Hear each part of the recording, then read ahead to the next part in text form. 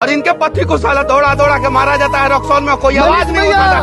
अरे नामर्द है लोग, वो लोग जिनके आंखों के सामने जो है ना इनके पति को मारा। जय हिंद दोस्तों, बड़ा वीडियो आप समझ सकते हो। अभी मैं आपको एक वीडियो दिखा रहा हूं जिसमें 2 दिन पहले बिहार में एक पुलिस एसआई ने फौजी को घसीट कर रोड पर मारा और बंद कर दिया। कोई भी मीडिया, कोई भी बड़ा नेशनल टीवी ने इस खबर को नहीं दिखाया। आज एक जाबाज पत्रकार है और यंगस्टर है, हमारे जमीनी है, बिल्कुल उसका साधारण है। मनीष कश्यप हमारी बात उठा रहा है और इधर मैं आपसे सामने बात कर रहा हूं जंतर मंतर पर। आज 8 से 9 दिन होने वाले हैं। कोई भी सरकारी मीडिया वहां पर है नहीं है। मीडिया नदारद है, विपक्ष के लोग भी नदारद हैं, अधिकारी, बड़े अधिकारी सेना के या सिविल के वो भी नदारद हैं, बुद्धिजीवी नदारद हैं, फिल्म स्टार नदारद हैं और मान हस्तियां भी नदारद हैं। वो सब फौज की बात के ऊपर अपनी बात कहना चाहते हैं। कोई राजनेता कहना चाहता है, कोई सोशल मीडिया में आके बातें करता है, लेकिन उनको आज साफ सूंघ गया है कि दिल्ली में बैठे हैं, कितने लोग बैठे हैं, पूरी सोशल मीडिया पे बात आ रही है। कोई भी नेशनल मीडिया आके इसको कवरेज नहीं दे रहा है, कोई हालचाल नहीं पूछ रहा है और सरेआम आपके साथ भाईबंदी हुई है, गलत हुआ है। ना ही कोई सैनिक अधिकारी, ना कोई बड़ा अधिकारी, ना कोई क्रिकेटर, ना कोई फिल्म हस्ती बहुत बड़ी बातें कहते हैं। बहुत सारे जाके फिल्म वाले पहुंच जाते हैं, सेना कैंपों में जाकर के खाना पीना खा के आते हैं, सब फोटो खिंचाने जाते हैं, सब आपके साथ अपना एक टीआरपी वसूल करने के लिए जाते हैं। आज टीआरपी कहां गई? ये वही सैनिक है जो बेल्ट कैप लगाकर देश की रक्षा, देश की सेवा कर रहे थे और बहुत सारे ऐसे लोग हैं जिन्होंने अपने जीवन का बलिदान दिया है और वो कुछ नहीं मांग रहे, वो सिर्फ समानता मांग रहे, अपना हक मांग रहे हैं। जो सरकार ने कहा है मैंने आपको दिया है लेकिन हमारे तक पहुंचा नहीं है। जब सरकार कहती है ओआरओपी का मतलब same length, same service, same rank के ऊपर सबकी बेसिक पेंशन बराबर होगी, तो क्यों बराबर नहीं कर रहे? मैं इस बात को लेकर कह रहा हूं। बाकी आप किसकी बढ़ी है ना बढ़ी है छोड़ दो, मैं एक उदाहरण दे रहा हूं जो कि चौंकाने वाला है। यानी हवलदार है, 26 साल सर्विस करके आता है, जिसकी पे आपने 2010 में 10,029 फिक्स की, 10,029 फिक्स की पुरानी। अब जब पुरानी फिक्स की और आज उसको कम से कम 20 साल होने वाले हैं, तो उसकी पेंशन बढ़नी चाहिए या घटनी चाहिए? बढ़नी चाहिए।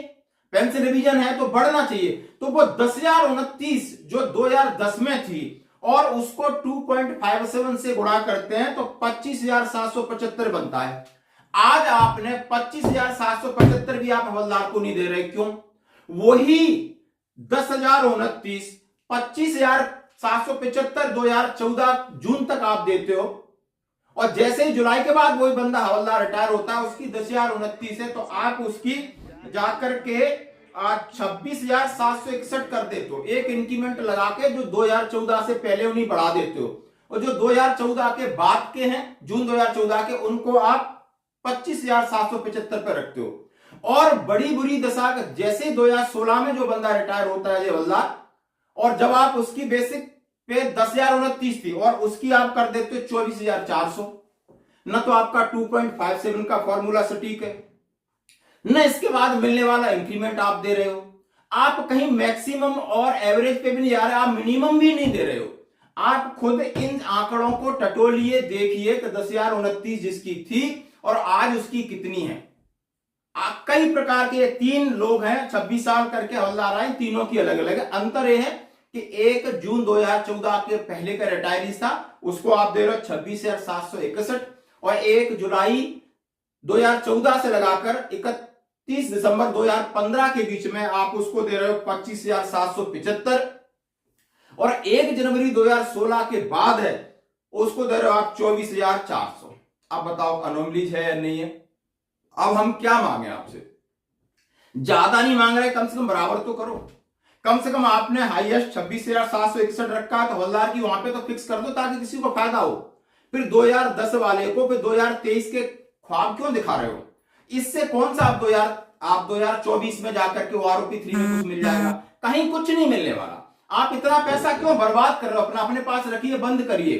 कम से कम ये जो अधिकारी हैं 58 साल में जाकर रिटायर्ड होते हैं, उनकी आप जेबें भर रहे हो, उससे क्या निकलेगा? क्या मिलेगा? आप क्या इन्हीं को देना चाहते थे तो इनके लिए अलग ओआरओपी, अलग कमीशन बनाइए, नहीं तो हमारे जेएसयू जवानों को अपनी कमेटी में शामिल करिए।